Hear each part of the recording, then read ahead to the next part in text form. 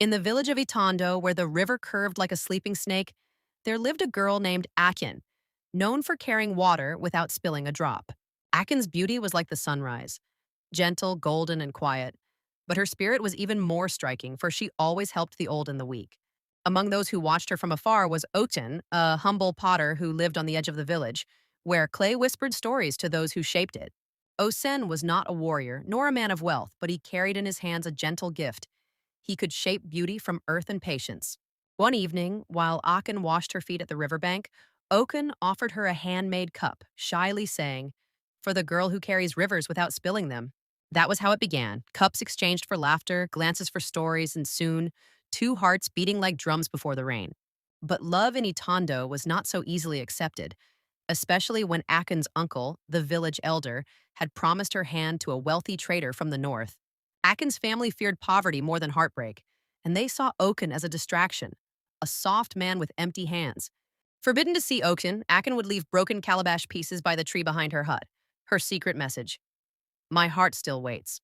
Osen would find them, gather them gently, and mold them into new forms: pots, cups, and once a flute that sang her name. The days passed like wind over dry grass, and the village prepared for Akin's wedding to the trader, Olam, whose donkeys carried salt and spices from faraway lands. Akin, dressed in the finest beads and cloth, walked beside Olam with a smile stitched in sorrow, her heart aching for a boy with clay-stained hands. On the night before the wedding, Akin ran to the riverbank, where Oakson waited, holding a pot painted with a single red flower, their symbol of hope. "Take me away," she whispered. "Even if we drink sorrow together, I choose your hands over his gold." But Osen shook his head. "If I take you, your family will curse the earth beneath my feet. Let us wait. One day, I will be enough." Achan wept that night, and her tears fell into the river like offerings. The spirits heard, and the wind carried her sorrow through the trees. The next morning, she walked the path to the wedding with quiet defiance, the calabash on her head filled with water and grief.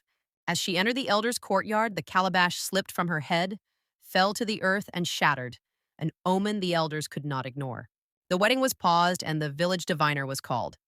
He looked into the smoke and declared, "This girl's heart belongs elsewhere. Force her, and misfortune shall follow." Furious, Olam left the village, and Akan was taken back to her mother's hut in shame. Her worth now weighed like bad millet. Word reached Osin, but he did not come. Not out of fear, but because he was crafting something unlike anything he'd ever made, a gift of love and sorrow. After 7 days, he arrived at her doorstep carrying a large clay pot painted with broken calabash pieces, each shard from their secret past. Inside the pot was a message etched in the clay: "If they break you, I will gather your pieces and make you whole again." That night, Akin placed the pot beside her sleeping mat, holding it like a child, whispering Oaken's name into the dark. But fate is a silent hunter, and the very next day, Akin fell ill, her body weakening like fire fading into ash. The healer said it was the sickness of a broken spirit amid a wound no herb could heal. Osen sat beside her day and night, playing his flute softly, hoping music might do what medicine could not. Akin smiled faintly, whispered, "I don't need to live long, Oken. I only needed to be loved truly." And I was.